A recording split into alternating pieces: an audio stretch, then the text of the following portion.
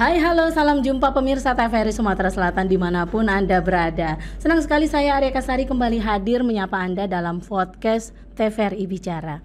Nah, kita kali ini akan membahas mengenai topik yang sangat penting bagi perkembangan sektor ekspor di Indonesia, khususnya di wilayah Sumatera Selatan. Kenapa? Karena di mana upaya karantina yang efektif ini menjadi kunci utama untuk mendorong kelancaran dan keamanan komoditas ekspor agar dapat bersaing di pasar dunia yang sangat kompetitif. Untuk itu kita akan membahasnya dalam tema upaya karantina dorong komoditas ekspor ke pasar dunia. Tentunya sudah hadir narasumber yang begitu spesial pada hari ini.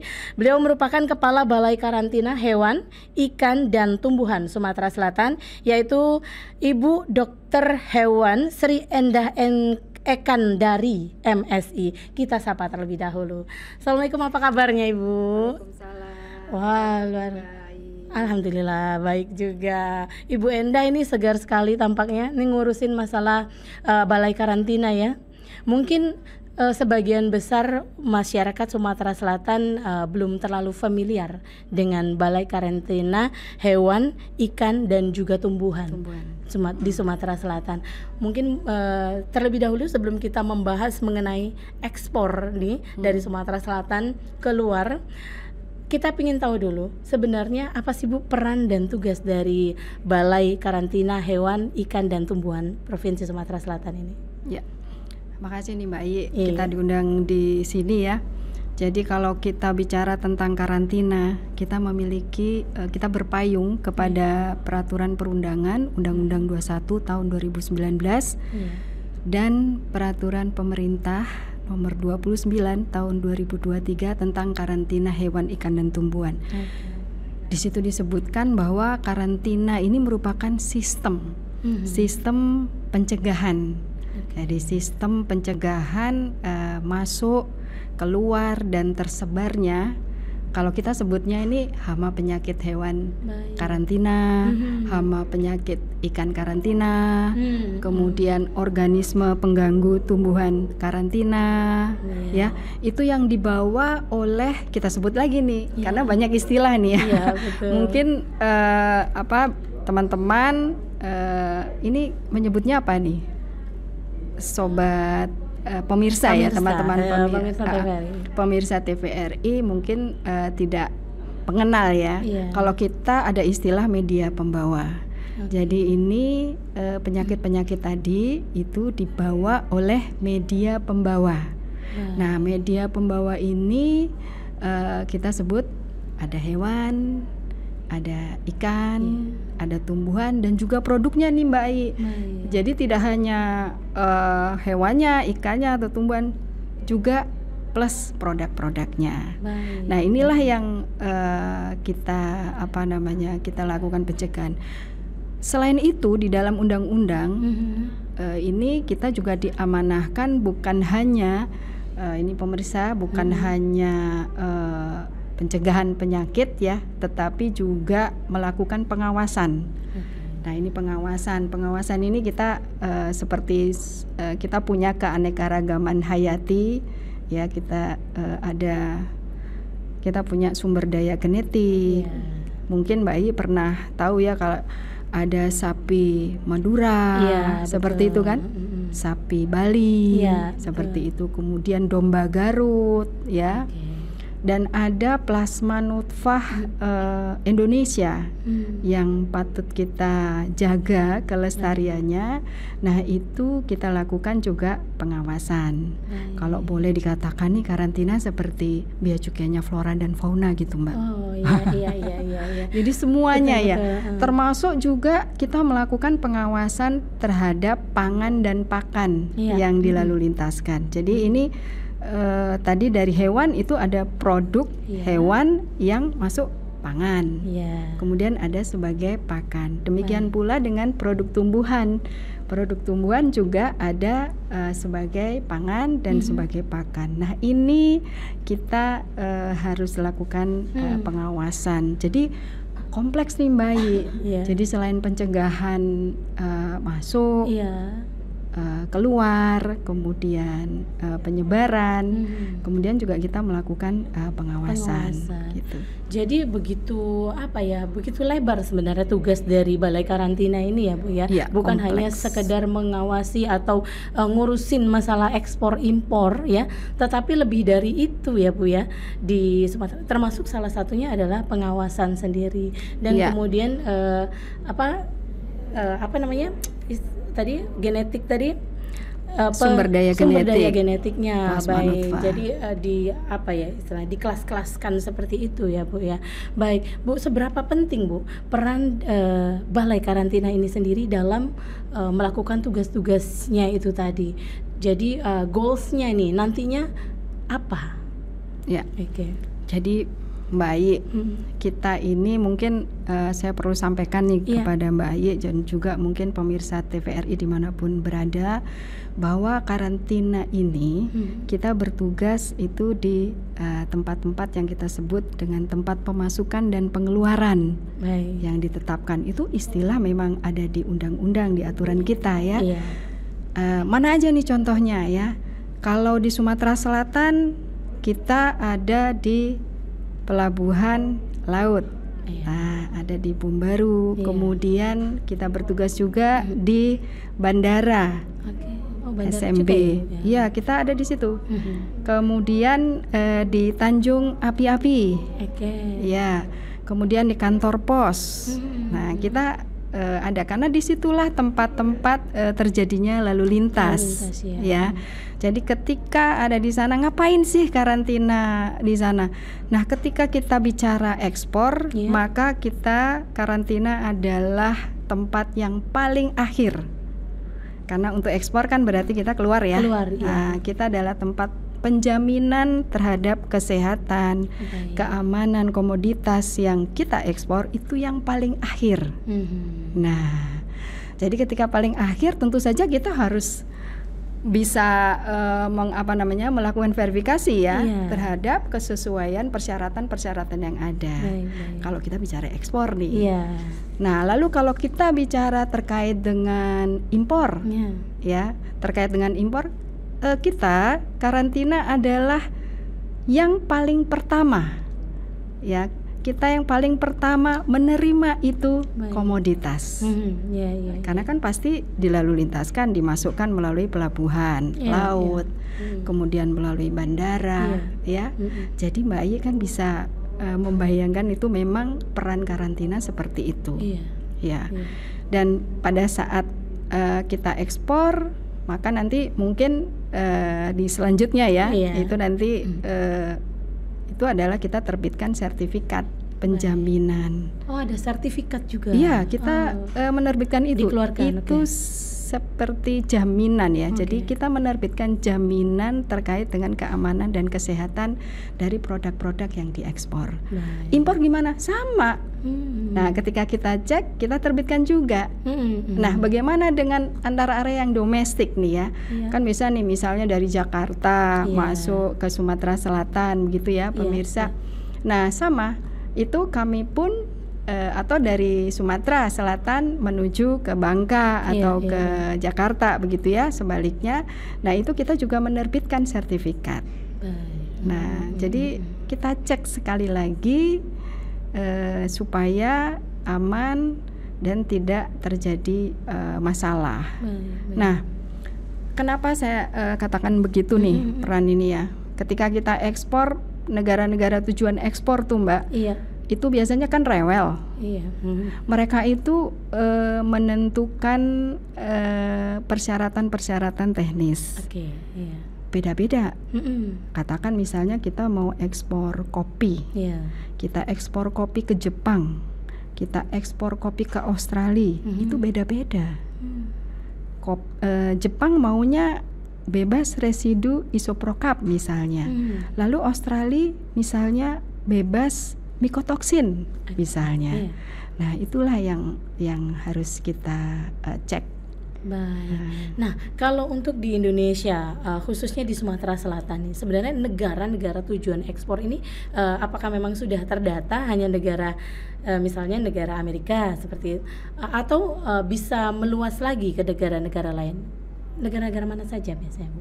Wah, kita sudah ekspor ke banyak negara dari Sumatera Selatan, tapi memang belum maksimal ya. Ini contoh aja nih.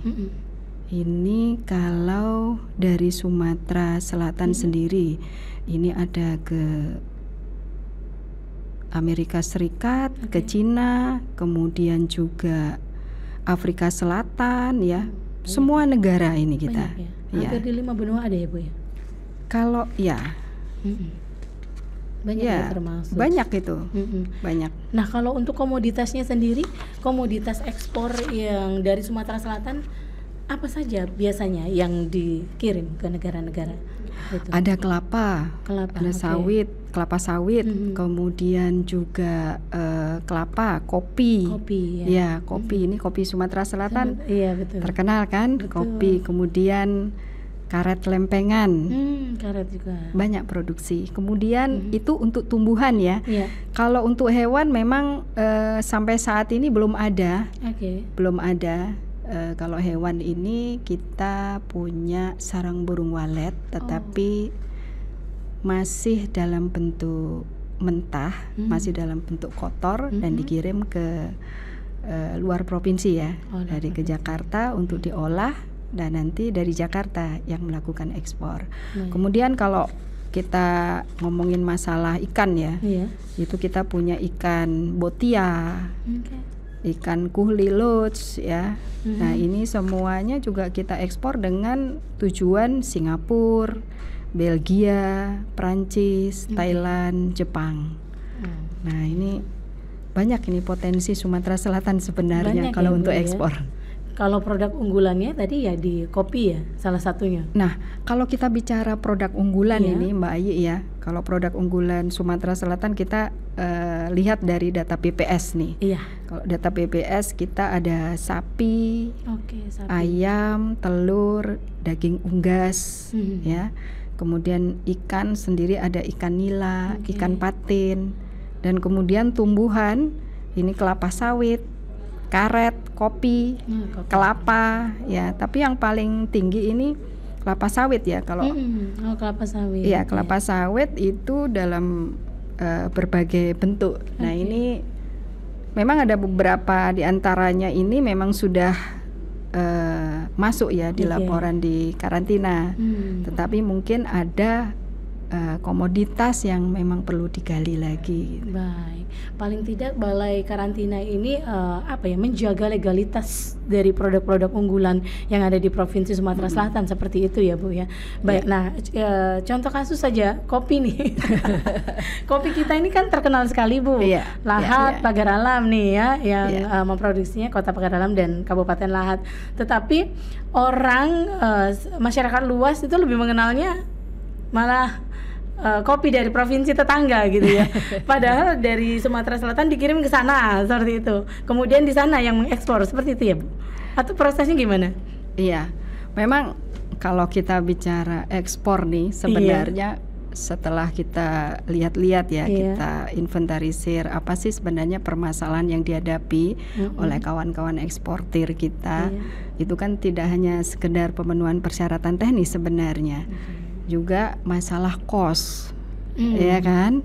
Kos mungkin menurut mereka adalah sangat efektif, efisien ketika melalui darat, katakan mungkin daripada melalui kapal langsung dari sini, ya. Atau bisa jadi karena mungkin eksportir yang ada di provinsi sebelah itu sudah bisa take over semuanya kan. Ini kan ada masalah pembiayaan dan lain sebagainya kan. Mungkin tidak ada jeda untuk pembayaran. Nah, misalnya katakanlah seperti itu. Kemudian terkait harga transportasi ya, ada kontainer, kemudian jadwal keberangkatan misalnya. Ya kan, kapal yang mungkin tidak ada, adanya mungkin di provinsi sebelah yang lebih aktif kan. Ini banyak hal, banyak ada yang faktor, banyak faktor. Nah, kalau kita bicara kopi nih, kemarin baru-baru aja ini Mbak Ayi, saya juga kemarin turun ke Pagar Alam, kemudian ke Lahat di salah satu pabrik kopi ya, pengolahan kopi bersama instansi yang lain. Kemarin itu kita kolaborasi dengan OJK, kemudian juga ada Koperasi Merah Putih, kemudian juga ada Dinas Koperasi, dan kemarin sempat kita bertemu juga dengan Bapak Wali Kota Pagar Alam terkait dengan bagaimana nanti ke depan kita berupaya supaya memudahkan petani, kemudian memudahkan pelaku ekspor gitu ya, sehingga nantinya mau untuk ekspor langsung gitu di Sumatera Selatan gitu. Iya, paling tidak jangan ayam punya telur, sapi punya nama ya, kalau istilahnya itu ya. Baik, jadi dengan kata lain sekarang ini Balai Karantina juga menggandeng berbagai stakeholder gitu ya Bu ya, untuk lebih memantapkan barang-barang ekspor kita, komoditas unggulan kita untuk punya daya jual. Oh iya, pasti kita nggak bisa kerja sendiri Mbak. Iya betul. Itu dikatakan tadi, saya katakan tadi sistem pencegahan. Itu kita tidak bisa. Kita bergerak sendiri tidak bisa. Memang kita harus berkolaborasi. Nah, berkolaborasinya itu tadi salah satunya. Tentu saja dengan dinas-dinas yang terkait. Kita kalau urusan hewan mungkin nanti ada dinas pertanian, peternakan, begitu ya. Kemudian tumbuhan ada dinas pertanian, dinas kemudian ikan ada dinas perikanan. Nah, ini ternyata yang tadi saya bilang ya, masalah ekspor itu enggak hanya sekedar itu saja, masalah kompleks terkait dengan masalah pembiayaan gitu kan. Dan kita kalau bicara terkait ekspor, kita jangan juga bicara hanya teknis kemudian masalah pembiayaan, tetapi kesinambungannya. Kesinambungannya maksudnya begini Mbak, ketika kita ekspor, kita sudah susah-susah kita melakukan kerjasama, protokol, kemudian kesepakatan dengan negara tujuan ekspor. Ketika kita ekspor, setelah itu mandek, nggak sustain, istilahnya barangnya nggak ada. Jangan sampai lalu sekali aja kan gitu kan.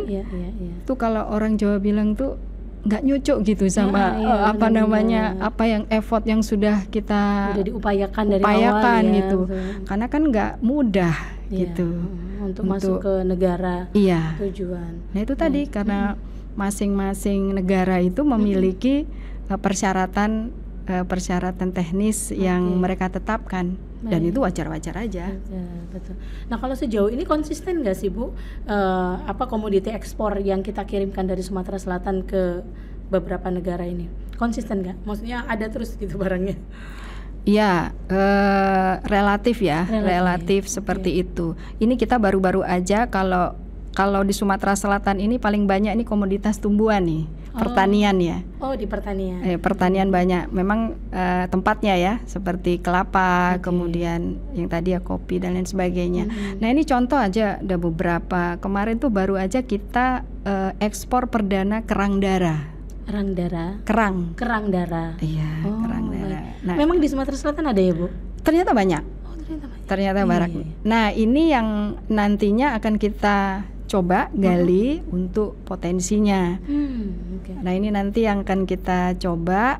Kalau tadi tumbuhan mungkin kopi ya, kopi, lalu berikutnya adalah kelapa gitu ya.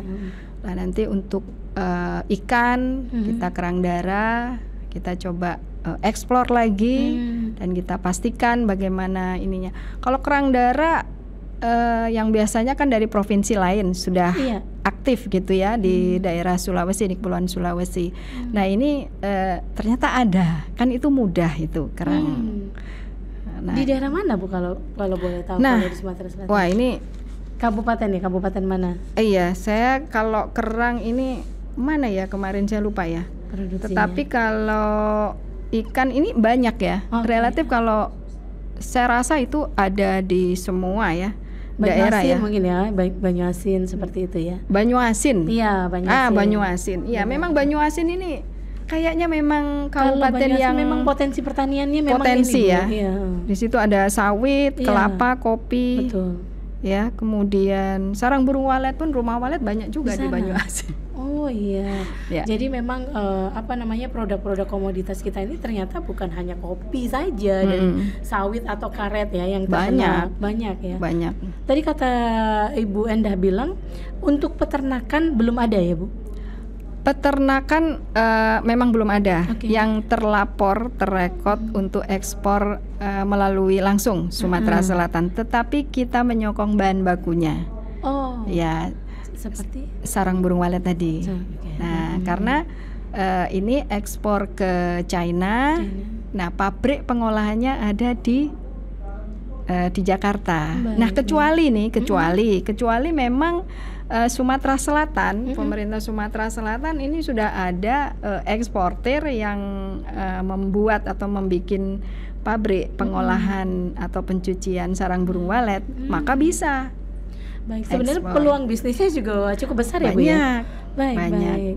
Jadi memang ini buat pemirsa TVRI Sumatera Selatan ini ya, jadi masukan juga ya bahwa kalau mau menyelami dunia bisnis ternyata di dunia masih banyak ekspor impor nih masih banyak sekali peluang, khususnya di Sumatera Selatan yang memang memiliki berbagai macam komoditi unggulan seperti itu.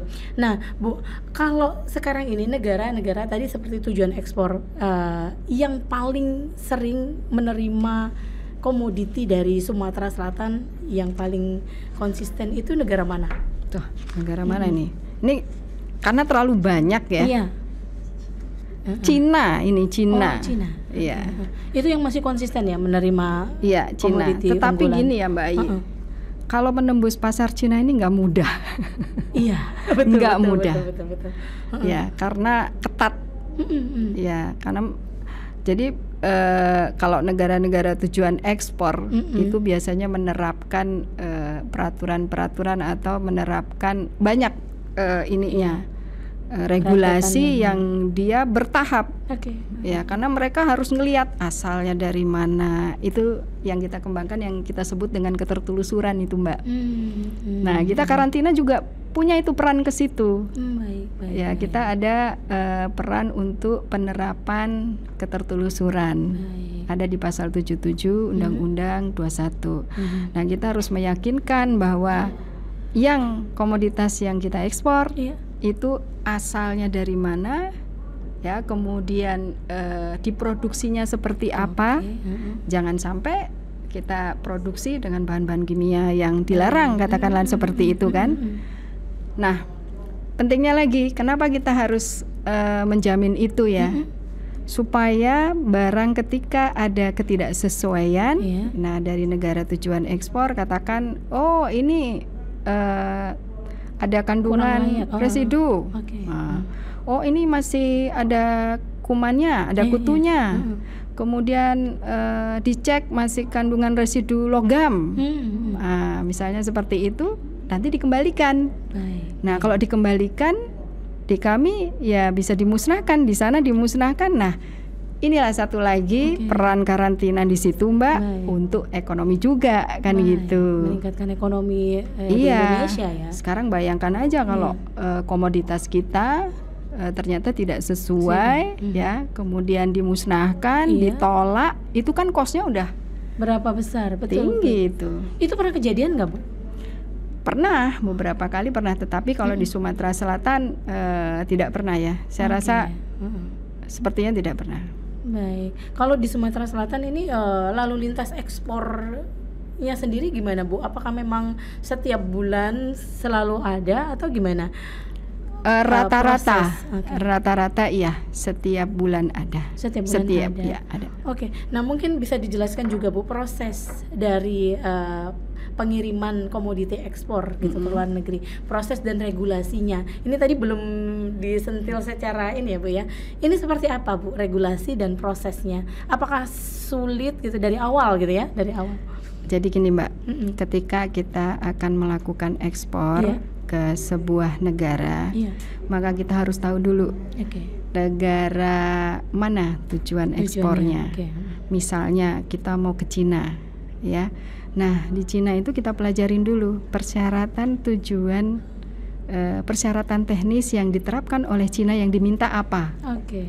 Kan ini pembeli, pembeli maunya apa kan gitu. Betul. Nah, katakanlah misalnya, oke, nanti kopi yang masuk ke Indonesia, masuk ke Cina itu harus bebas dari aflatoksin. Misalnya aflatoksin itu sebuah jamur gitu ya. Nah, misalnya harus bebas, bebas dari itu gitu. Maka bagaimana kita mengupayakan supaya kopi yang akan kita ekspor itu harus bebas dari aflatoksin. Nah, itu biasanya prosesnya berapa lama, Bu? Proses itu tentu saja tidak kita saja. Ya, kalau di Indonesia banyak tuh Mbak yang terkait. Kalau kopi kita ada nanti dinas ketahanan pangan ya, atau dinas pertanian ya. Dinas pertanian, kemudian ada dinas perkebunan, kan begitu.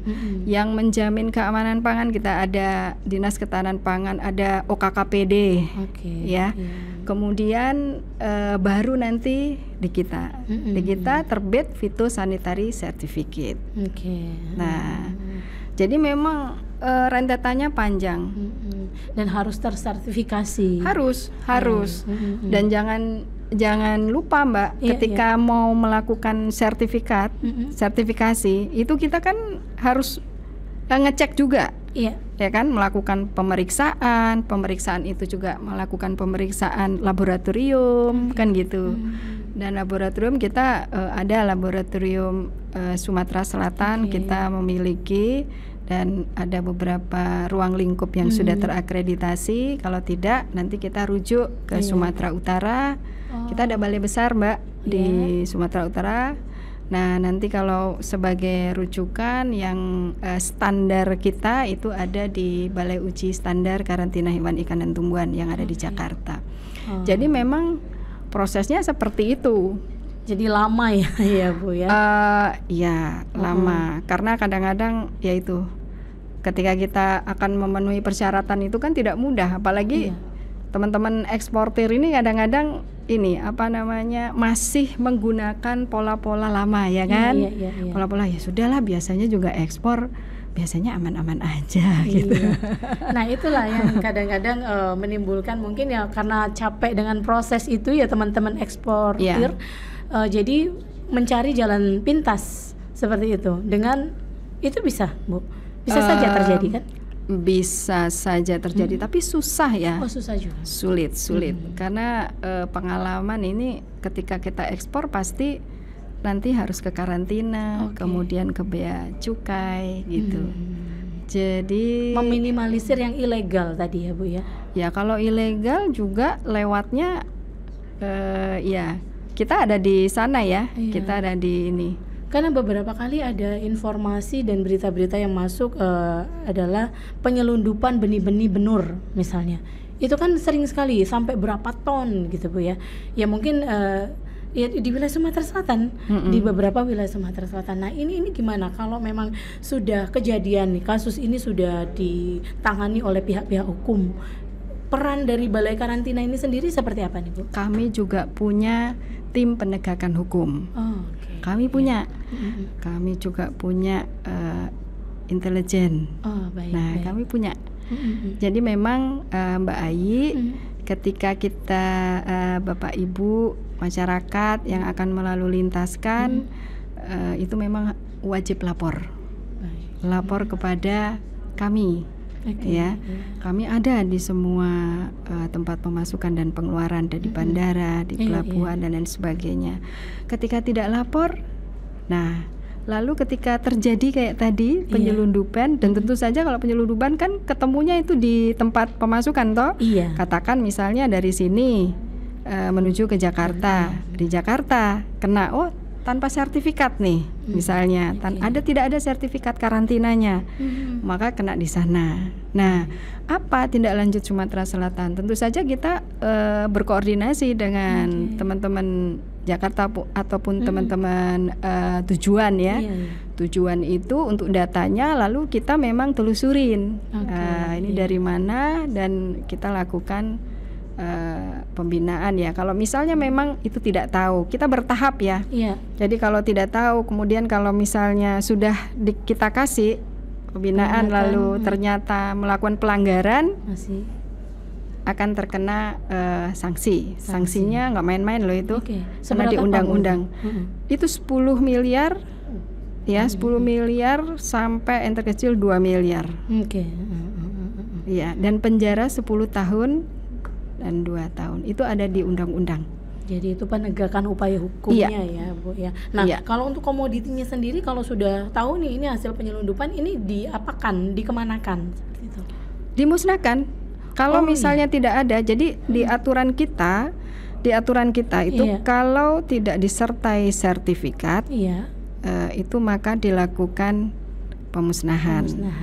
Kalau misalnya walaupun seperti makhluk hidup seperti benur gitu Bu, udang itu? Iya. Sayang sekali ya Bu ya. Dan kalau terkait dengan keanekaragaman seperti misalnya satwa liar begitu ya, kita berkoordinasi dengan BKSDA. Kementerian Lingkungan Hidup. Jadi mungkin BKSDA bisa memberikan upaya lain gitu ya untuk produk-produk ini. Karena itu nanti seperti misalnya seperti monyet atau seperti satwa liar ya. Satwa liar yang dilindungi mungkin ya. Ya, yang dilindungi. Nah, itu bisa. Nah, itu juga pasti pernah juga kejadian ya Bu ya, penyelundupan hewan-hewan liar yang dilindungi dan juga hampir musnah seperti itu. Nah, ini gimana Bu dari Balai Karantina sendiri menangani kasus-kasus ini? Ya itu tadi. Kalau kita temukan, kita lakukan ke BKSDA tadi. Ya, BKSDA. Kemudian kalau misalnya ternyata kita temukan di Sumatera Selatan nih, mau diekspor ataupun mau di mana itu dilalu lintaskan, tapi belum ada sertifikat dari kita, nah itu ditolak kirim. Oh, baik. Jadi bukan dimusnahkan, tetapi ditolak pengirimannya. Iya, sampai mereka memenuhi persyaratan karantina, sampai diterbitkan sertifikat karantina kesehatan kita, nah baru bisa. Baik. Nah, kalau untuk pelaku-pelaku eksportir ini kan sebenarnya mungkin sempit ya, masih termasuk dalam lingkup sempit ya Bu ya. Apakah memang sudah terdata di Balai Karantina? Sempit maksudnya? Maksudnya tidak begitu luas. Orang-orangnya sudah terdata seperti itu. Perusahaannya seperti itu. Nah, ini di Balai Karantina sudah kita dapat data itu kan dari teman-teman eksportir yang melapor ke kita. Contohnya saja untuk komoditas tumbuhan kita ada sekitar 50-an. 50 sudah eksportir. Kemudian di karantina ikan juga ada berapa puluhan gitu ya. Jadi mungkin kalau di total sekitar 60-an ya, 50-60-an lah untuk eksportir yang terdata, dan tentu saja masih banyak ya kan yang mungkin tumbuh pelaku usaha baru gitu kan, eksportir baru. Nah, mungkin masih belajar. Nah, kalau yang masih bertanya-tanya gimana sih caranya ekspor ini, misalnya masih baru gitu ya, kita juga punya nih klinik ekspor. Nah, kita ada di situ di kantor ya, di kantor kami itu tersedia klinik ekspor. Kalau misalnya teman-teman yang masih bingung nih mau ekspor komoditas pertanian ataupun perikanan, masih bingung terkait dengan persyaratannya apa, kemudian bagaimana caranya, silakan datang ke kantor kami. Nah, di situ nanti kita punya klinik ekspor, bisa bertanya-tanya kepada tim kami. Kemudian juga ada PPID ya, pelayanan kalau informasi yang tidak jelas kita juga punya. Silakan. Baik, jadi lebih baik datang ke Balai Karantina ya Bu ya, kalau memang ingin mendalami komoditi ekspor seperti ini ya. Jangan ilegal ya istilahnya ya. Betul. Jangan tidak lapor ya. Nanti itu tadi berat juga sanksinya. Berat karena sebenarnya yang akan menanggung kerugian itu bukan kami. kan sebenarnya, tetapi kan pelaku eksportir, kemudian negara pun kan kelihatan tidak firm ya di mata dunia ketika kita tidak bisa menjamin kualitas komoditas ekspor kita. Baik.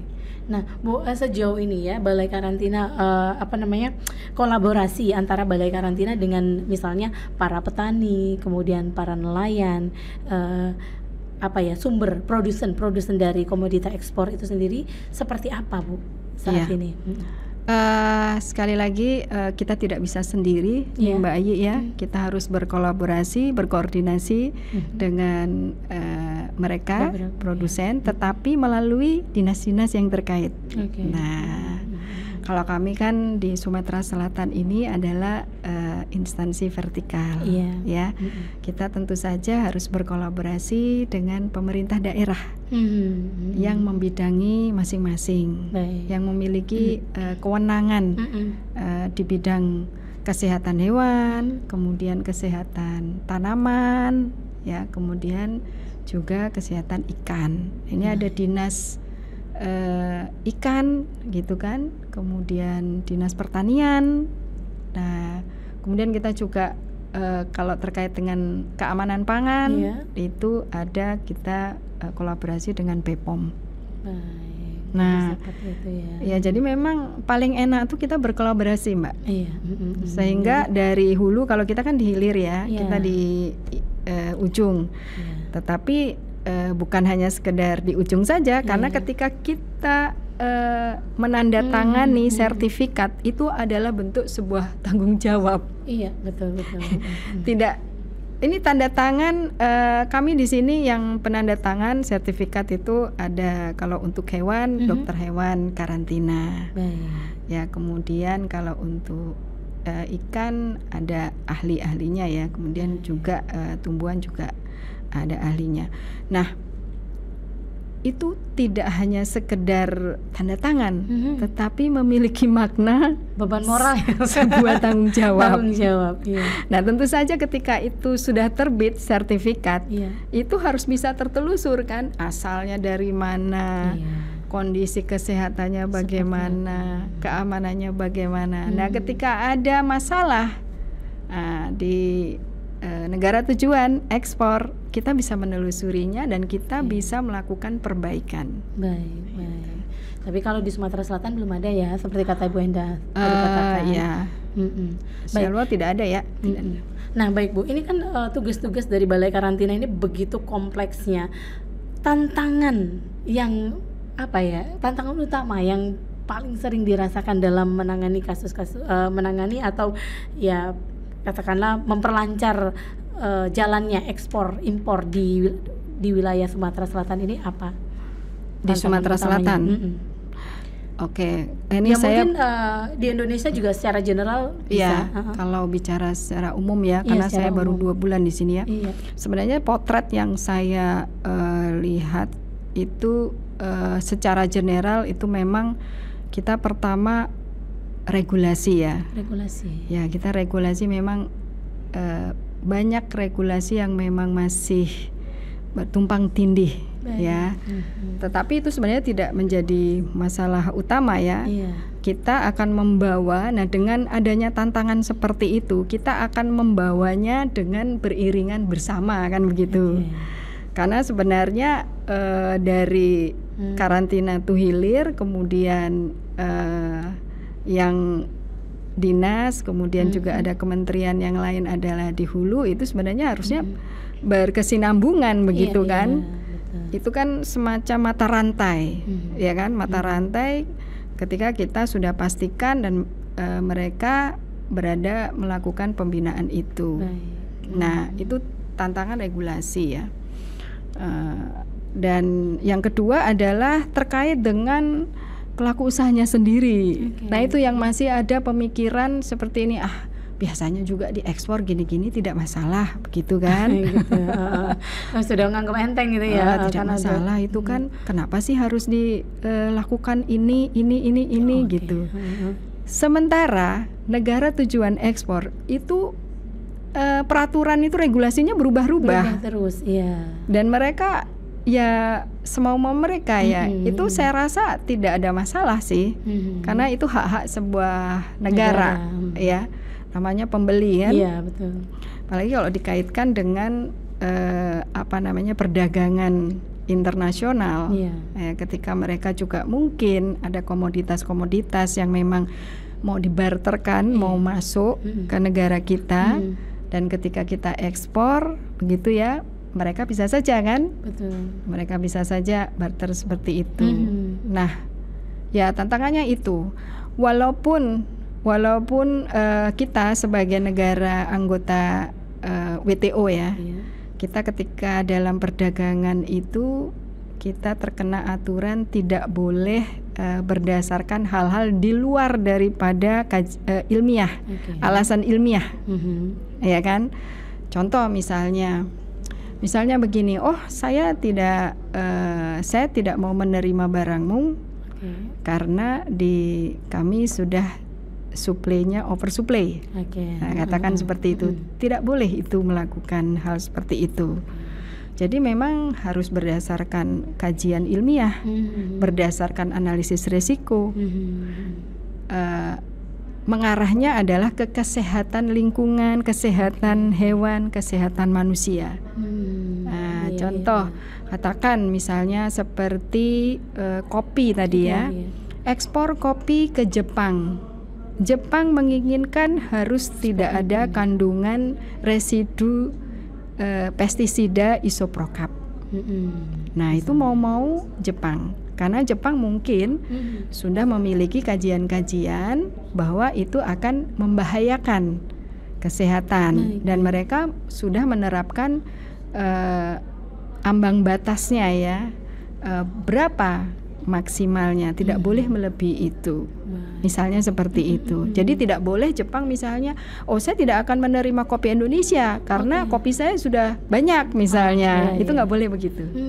Nah, ini tetapi kan pada kenyataannya banyak hal-hal yang memang ada menyerempet ke situ, tidak berdasarkan ilmiah kan gitu ya. Nah, contoh lagi yang berikutnya, seperti kita ekspor sarang burung walet ke China. Nah, itu sarang burung waletnya itu harus bebas dari kandungan avian influenza.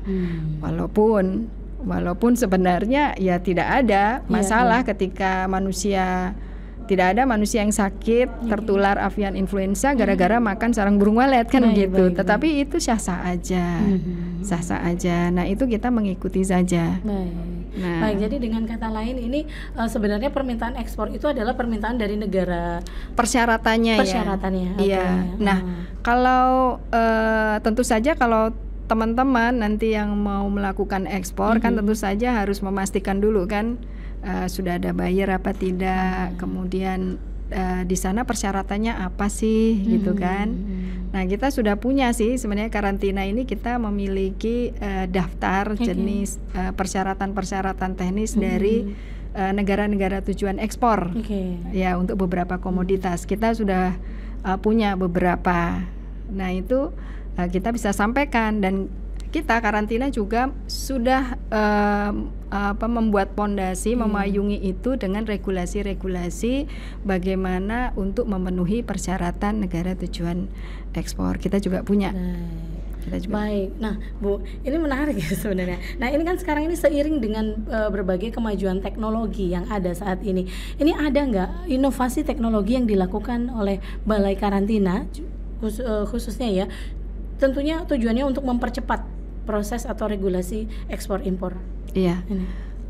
Kita sekali lagi kita berkolaborasi ya dengan Bea Cukai. Kita sudah masuk nih aplikasi kita dengan Bea Cukai, kemudian sudah terkonek dengan INSW ya. Karena betul apa yang disampaikan oleh Mbak Ayi, memang kita terkena SLA ya, kita ekspor, kita nggak boleh lama ya. Tentu saja gini, ada batasan-batasan ya. Untuk membuat sesuatu komoditas itu bisa diekspor, tentu saja kan kita harus pastikan terlebih dahulu. Nah, ketika proses setelah sudah teregistrasi, kita biasanya kita registrasi terlebih dahulu, ya mungkin kita approve terlebih dahulu, kemudian kita daftarkan gitu ya. Kita daftarkan ke negara. Ada beberapa negara tujuan ekspor yang mereka meminta kita harus mendaftarkan ke mereka terlebih dahulu. Kemudian mereka meng-approve. Nah, itu malah ada yang menjelimet juga itu, seperti Eropa ya.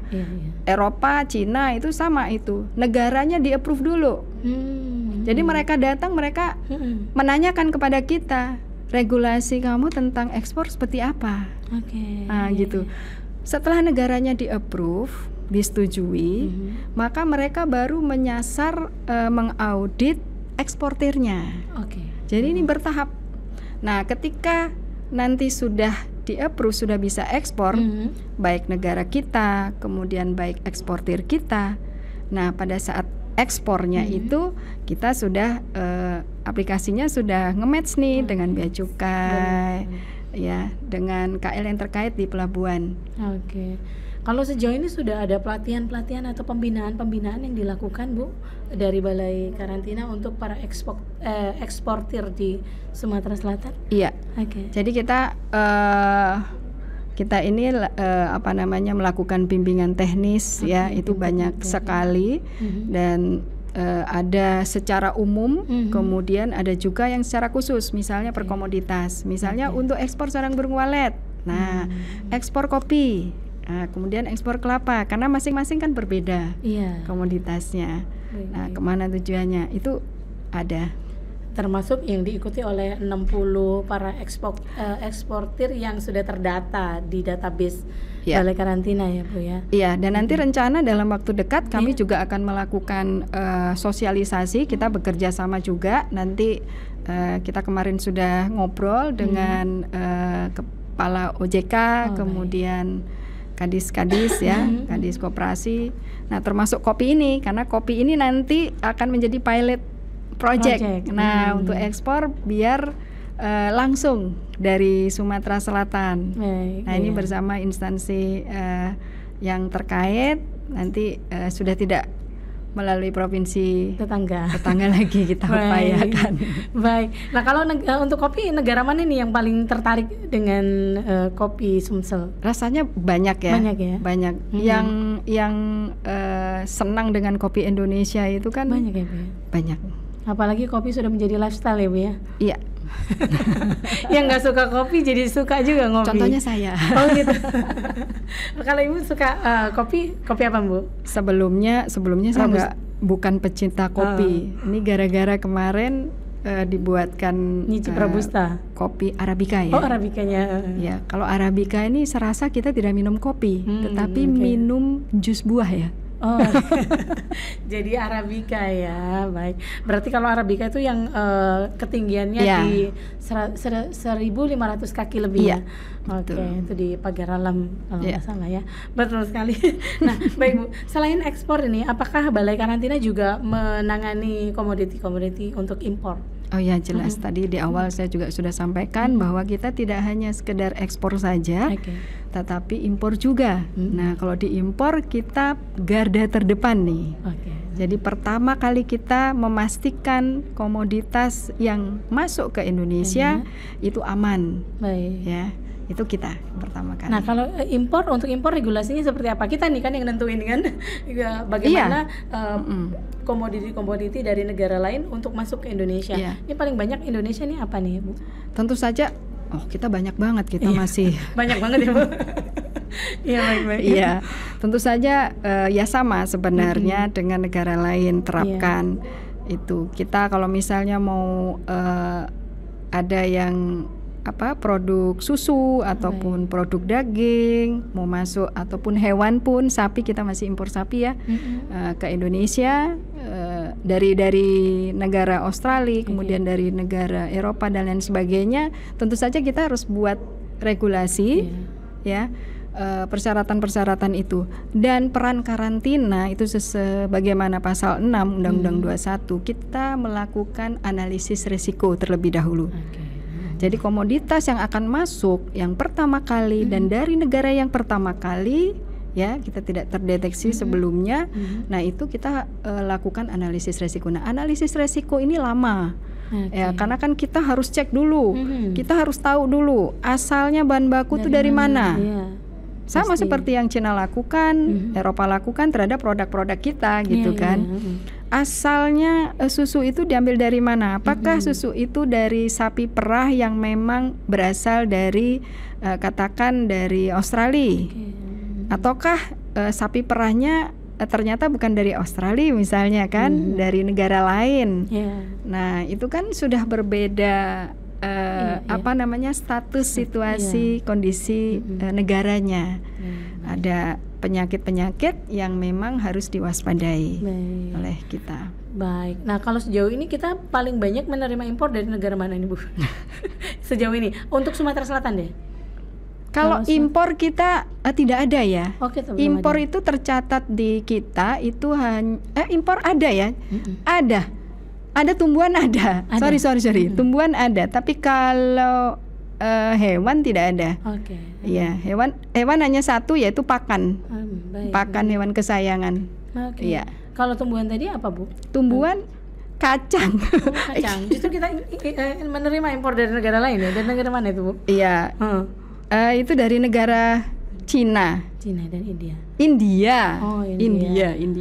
Baik. Ya, jadi ini memang masih ya. Nah, ini apakah regulasi yang kita terapkan nih sama ketatnya nih sama dengan negara-negara lain yang terapkan kalau misal Indonesia ngirim ke negara lain? Harusnya begitu. Harusnya. Tapi kenyataannya, Bu, gitu juga. Ya, harusnya begitu. Ya, harusnya begitu karena kan ini memasukkan ya. Iya, kita memasukkan dan kita juga harus melihat kondisi dari negara lokal ini kan. Kita harus memang banyak ya. Kita masih pasokan kita ya seperti sapi pun kita kan masih impor karena kebutuhan untuk ternak sapi di Indonesia kan masih tidak banyak gitu. Ikan juga deh kayaknya ya, Bu, ya, kita masih impor ya. Padahal kita juga terkenal dengan eksportir ikannya gitu kan, betul. Tetapi memang ada. Nah, mungkin juga ketika kita ekspor dalam bentuk yang hidup gitu ya, atau mungkin nanti sudah diolah balik lagi ke Indonesia. Bisa jadi ya, Bu, ya? Seperti itu. Jadi diolah di sana dikembalikan lagi ke Indonesia. Baik, luar biasa ya. Jadi gimana untuk impor sendiri, negara Indonesia ini yang paling banyak menerima, kalau tadi di Sumatera Selatan kacang dan sapi ya, Mas? Sapi. Kalau sapi tidak ada ya, langsung.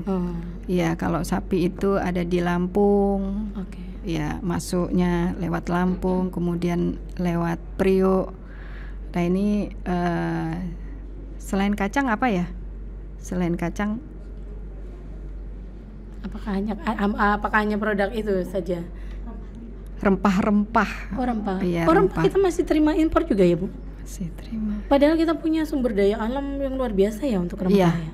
Bukannya kita mengekspor. Ada juga tetapi. Ada juga ekspor. Rempah Indonesia ini kan terkenal banget ya kalau di luar ya, Bu ya. Iya, tapi India juga lumayan itu. India juga ya terkenal banget dengan rempahnya. Baik. Tapi sejauh ini untuk regulasinya aman ya, Bu ya. Dari Balai Karantina memang yang menjaga keketatannya itu tadi. Iya. Balai Karantina. Nah, itu tetap namanya regulasi itu tidak hanya regulasi dari kita saja. Kalau kita ini kan ya nanti ada dari kementerian atau lembaga yang memang terlibat begitu kan. Kalau kami biasanya di karantina ini ada Kementerian Pertanian. Ya kan, kita harus sinkron juga. Nah, kalau misal nih produk impor tidak sesuai, ya katakanlah tidak layak, kita tolak. Bisa ya? Bisa. Sudah tolak, kita musnahkan. Ada kita musnahkan. Baik. Kita musnahkan, kita tolak. Sama seperti ketegasan negara tujuan ekspor juga terhadap komoditas kita. Baik, jadi memang bisa ya, ini tergantung ya ininya negara itu masing-masing ya, punya kuasa dari negara itu masing-masing. Seperti itu. Baik, luar biasa. Nah, mungkin Bu, harapan ke depan dengan adanya target dari Balai Karantina ini untuk hewan, ikan, dan tumbuhan, karena itu yang mencakup ya Bu ya, khususnya di Sumatera Selatan. Bagaimana untuk pengembangan ekspor komoditas dalam beberapa tahun ke depan? Ini kira-kira seperti apa, akan seperti apa prediksinya? Ya kalau kita melihat komoditas unggulan Sumatera Selatan yang luar biasa ini ya, di produk pertanian, kemudian perikanan dan juga peternakan, sebenarnya masih banyak yang bisa digali, gitu ya. Nah untuk itu ya kita kedepannya kita tetap berkolaborasi dengan dinas-dinas yang membidangi fungsi kesehatan hewan, ikan maupun tumbuhan, dan juga dinas-dinas yang terkait. Demikian juga dengan kementerian atau lembaga yang terkait ya. Kita sama-sama ini gitu kan. Ketika kita memang mau mengekspor ke negara tujuan ekspor dari Sumatera Selatan, maka kita harus sama-sama menggali potensinya, kemudian tidak hanya melakukan pemenuhan persyaratan teknis juga, tetapi termasuk semuanya ya. Katakan kan mereka tuh permasalahannya itu tadi, katakan kapal misalnya tidak ada, kemudian kontainer mungkin mahal ya, seperti itu, atau mungkin tidak ada yang berani membeli dengan langsung bayar, misalnya harus menunggu ngutang dulu misalnya, kayak begitu kan. Nah itu kan banyak hal gitu ya. Terus yang berikutnya terkait dengan keberadaan sumbernya, bahan bakunya ya. Bahan bakunya ini bagaimana supaya bahan bakunya ada terus. Nah misalnya, kemudian bagaimana juga kemauan atau keinginan dari pelaku usaha tersebut. Kadang-kadang kan teman-teman eksporter pengen ekspor nih, tetapi nggak memenuhi persyaratan itu karena mahal misalnya kan. Karena kalau kita memenuhi persyaratan negara tujuan ekspor itu kan pabriknya pun harus dikemas yang bagus. Maksudnya yang bagus dalam arti kata sesuai dengan standar. Sesuai dengan standar pemenuhan hygiene dan sanitasinya, kemudian bersertifikat kan gitu. Nah, kalau bersertifikat dengan ISO atau kemudian dengan HACCP itu kan memang membutuhkan kos yang tinggi ya. Nah, tapi mau bagaimana kalau kita mau melakukan ekspor? Ya seperti itu persyaratannya. Baik. Nah kira-kira produk yang bisa dikembangkan nih dari Sumatera Selatan ke luar ya tentunya. Ini apa kira-kira yang beberapa tahun kemudian yang kira-kira? Kopi. Saya bilang kopi. Kemudian sarang burung walet. Boleh. Kemudian untuk ikan ya mungkin kerang darah ya, karena itu mudah didapat. Ya, kita bisa, itu berpotensi lah. Nanti kita cek lagi kira-kira kalau untuk produk perikanan apa. Tetapi kalau di tumbuhan itu kopi, kelapa hampir rata-rata ya. Itulah komoditi unggulan dari Sumatera Selatan ya Bu. Sumatera Selatan luar biasa. Baik, mungkin sedikit Bu pesan untuk para pelaku eksportir yang ingin mencoba nih di wilayah Sumatera Selatan. Untuk closing statement kita. Untuk eksportir itu tadi ya, ketika teman-teman mau mengekspor dan memang berniat ekspor, memang mau nggak mau memang harus mengikuti aturan yang ada. Jadi tidak bisa membuat aturan sendiri, karena negara tujuan ekspor mempersyaratkan banyak hal ya, dan jadi harus mengikuti dan jangan segan-segan ya bertanya. Kami siap di Balai Karantina Hewan, Ikan, dan Tumbuhan Sumatera Selatan. Silahkan datang. Nanti ada klinik ekspor, silahkan bertanya di sana. Kami akan bantu persyaratan teknisnya apa. Yang pasti ketika Bapak Ibu memang berniat ekspor, itu harus setinggi itu keinginannya untuk memenuhi persyaratan. Jangan sampai pengen ekspor tetapi tidak mau memenuhi itu, gitu kan? Akhirnya legal ya Bu ya. Jadinya nanti malah ada hal-hal yang malah cost-nya malah tinggi nanti. Baik, luar biasa, karena itu tadi sanksi hukumnya juga terbilang berat ya Bu ya. Tidak terasa Bu, 60 menit sudah kita ngobrol di sini ya.